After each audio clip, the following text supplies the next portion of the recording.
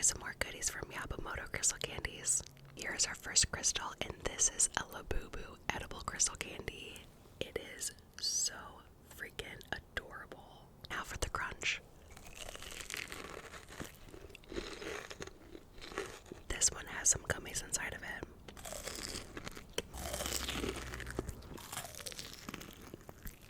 Now let's try some of these edible crystal candy sticks.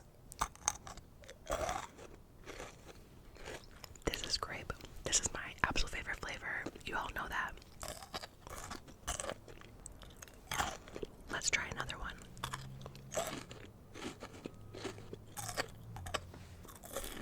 I'm not gonna lie, I think that these sticks are super fun to eat. I don't know why, but like the shape of them, they just make it a lot of fun.